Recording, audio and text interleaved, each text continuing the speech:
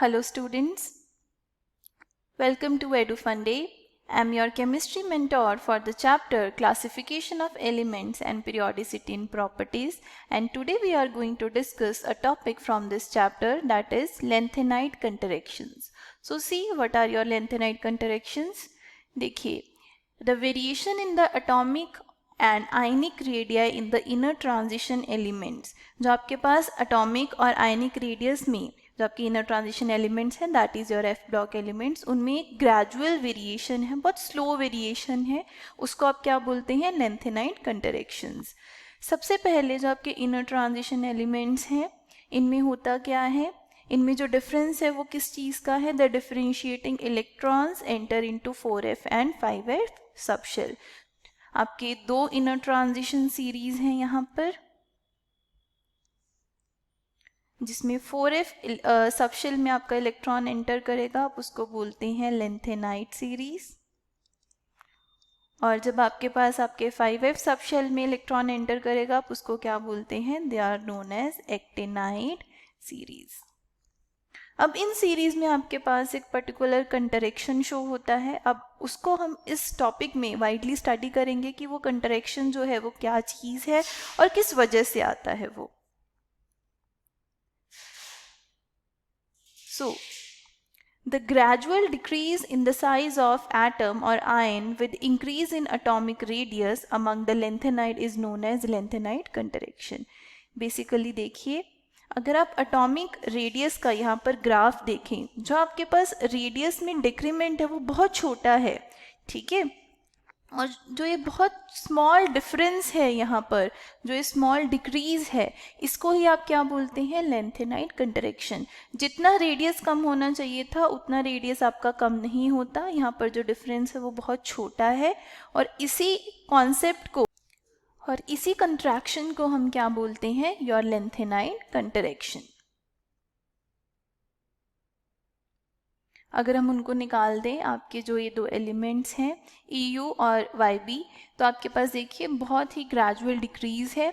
अब देखिए जो ये ग्रेजुअल डिक्रीज़ है ये किसकी वजह से है आपके पास? इसका रीज़न क्या है? This is due to the disperse shape and poor screening effect of your f orbital electrons. अब देखिए स्क्रीनिंग इफेक्ट क्या होता है आपका? सबसे पहले आपको ये पता होना चाहिए स्क्रीनिंग इफेक्ट क्या होता है. It is a decreasing of attraction of nucleus over the valence shell by the inner core electrons. देखिए अगर मैं यहाँ पर आपको समझाऊँ, ये मेरा न्यूक्लियस है, उसके आसपास नंबर ऑफ शेल्स है, और नंबर ऑफ शेल्स में आपके पास क्या प्रेजेंट है? इलेक्ट्रॉन्स प्रेजेंट हैं, और इन इलेक्ट्रॉन्स को आप क्या बोल रहे हैं? They are your inner core electrons. ये जो आपके इनर कोर इलेक्ट्रॉन्स हैं, सपोज ये आपका वैलेंस शेल है जिसमें एक इलेक्ट्रॉन प्रेजेंट है. अब जो ये इनर कोर इलेक्ट्रॉन्स हैं, ये आपके न्यूक्लियस और आपके वैलेंस शेल में जो इलेक्ट्रॉन प्रेजेंट है उनके इन बिटवीन जो न्यूक्लियर फोर्स है, जो यहाँ पर न्यूक्लियर फोर्स है, उसको क्या कर देते हैं? डिक्रीज कर देते हैं. और इसीलिए इस इफेक्ट को क्या बोलते हैं? शील्डिंग इफेक्ट या स्क्रीनिंग इफेक्ट.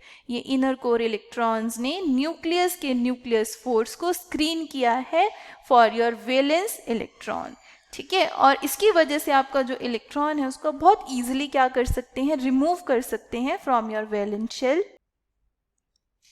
अब देखिए जो आपका ये स्क्रीनिंग इफेक्ट है उसका यहाँ पर क्या काम है? Why we are studying this screening effect. Lanthanide interaction में बेसिकली होता क्या है? आपके पास जो f ऑर्बिटल इलेक्ट्रॉन्स हैं उनका स्क्रीनिंग इफेक्ट क्या होता है? बहुत पुअर. अगर आप स्क्रीनिंग इफेक्ट का ऑर्डर लिखें तो s इलेक्ट्रॉन का सबसे ज़्यादा होता है, then p, then d and then f. Because of poor shielding effect of your f orbital electrons, जो आपके पास आपका वैलेंस इलेक्ट्रॉन है और जो आपका न्यूक्लियस है, उन दोनों के बीच में एक अच्छा फोर्स ऑफ अट्रैक्शन रहेगा. Because of that good force of attraction जो साइज है उसमें बहुत कम चेंज आएगा, बहुत ग्रेजुअल चेंज आएगा, और उसी वजह से आपको क्या दिखती है यहाँ पर? एक lanthanide interaction.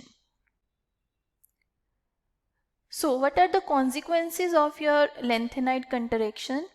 First is similar chemical properties. देखिए अगर आपके पास एटॉमिक रेडियस सेम है, ऑलमोस्ट सिमिलर है, तो आपके पास बाकी प्रॉपर्टीज़ भी ऑलमोस्ट सेम रहेंगी ना, जैसे आयनाइजेशन इंथैल्पी है, इलेक्ट्रोनेगेटिविटी है। दैट इज़ वाई जो आपकी बाकी प्रॉपर्टीज़ हैं वो भी क्या रहेंगी, सेम रहेंगी, क्योंकि किसी भी मटेरियल की प्रॉपर्टीज़ इन्हीं 2-3 फैक्टर्स के ऊपर डिपेंड करेंगी। इसीलिए अगर आप एक मिक्सचर प्रिपेयर करें जिसमें आपके पास ये सारे लेंथेनाइड्स प्रेजेंट हो, तो उनको सेपरेट करना बहुत डिफिकल्ट है। रीज़न क्या है, प्रॉपर्टी सेम है, तो आप किस बेसिस के ऊपर उनको सेपरेट करोगे, राइट। सेकेंड कॉन्सिक्वेंस है आपका similarity in second and third transition series. देखिए ये आपके पास आपकी ट्रांजिशन सीरीज है, 4 ट्रांजिशन सीरीज है। बिकॉज ऑफ लेंथेनाइड कंट्रैक्शन अगर आप वर्टिकल कॉलम में देखेंगे, अगर आप फर्स्ट से सेकंड की तरफ मूव करेंगे, यहाँ पर अगर आप यहाँ पर फर्स्ट से सेकंड मूव करेंगे तो यहाँ पर जो है आपका साइज इंक्रीज होगा। क्यों इंक्रीज होगा, because of increasing number of shells and also increasing screening effect, right. But वही अगर आप सेकेंड मेंबर से थर्ड मेंबर की तरफ जाएंगे तो आपके पास जो साइज में चेंज है वो बहुत कम होगा, बहुत छोटा होगा, और इसका रीज़न क्या होगा, लेंथेनाइड कंट्रैक्शंस।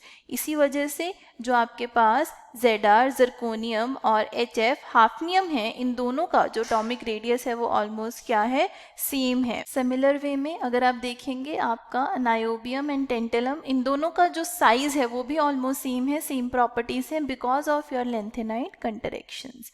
मॉलिब्डेनियम और आपका जो टंगस्टन है, इन दोनों का साइज भी ऑलमोस्ट क्या है, सेम है। ऐसा क्यों है, देखिए वैसे तो अगर आप डाउन द ग्रुप मूव करेंगे साइज इंक्रीज होना चाहिए, लेकिन यहाँ से और यहाँ से आपके पास नंबर ऑफ एलिमेंट्स कम है ना। देख अगर आप यहाँ पर ध्यान से देखेंगे, यहाँ पर जो आपके F ब्लॉक एलिमेंट्स हैं वो नहीं है। सो इतने एलिमेंट्स यहाँ से कम है, तो अगर आप यहाँ से यहाँ जाएंगे साइज डिक्रीज भी तो होता है ना। जितना यहाँ पर इंक्रीमेंट होना था उतना ही यहाँ पर क्या हो गया, डेक्रीमेंट हो गया, उतना ही वो कम हो गया। इसीलिए आपके पास जो आपका ZR है और HF है उनका साइज क्या है, ऑलमोस्ट सेम है। और सिमिलरली नायोबियम और टेंटलन में है, और आपके मॉलिब्डेनियम और टंगस्टन में है। नेक्स्ट कॉन्सिक्वेंस है आपका basic strength of your hydroxide. अब देखिए आपको पता है डाउन द ग्रुप जाने पे आपके लेंथेनाइड आयंस का साइज डिक्रीज होगा, राइट। अभी हमने देखा ना कि जो साइज है वो डिक्रीज होता है आपके पास, और अगर साइज डिक्रीज होगा दैट मीन्स जो आपका केटायन है उसका पावर इंक्रीज होगा। जितना साइज छोटा होगा उतना वो ज़्यादा पावरफुल होगा, और उतना ही उसका कोवेलेंट कैरेक्टर क्या होगा, ज़्यादा होगा। Smaller is the cation, more is your covalent character, right. और जितना ज़्यादा कोवेलेंट कैरेक्टर होगा उतनी बेसिक स्ट्रेंथ आपकी क्या होगी, कम होगी। सो आप कह सकते हैं कि आपके पास जो सीरियम हाइड्रोक्साइड है वो मोस्ट बेसिक है, और आपके पास लुटिटियम हाइड्रोक्साइड जो है वो लीस्ट बेसिक है। इनर्ट पेयर इफेक्ट भी इसी का एक कॉन्सिक्वेंस है आपके लेंथेनाइड कंट्रैक्शन का। सो thank you so much for watching. I hope this will clear your doubts.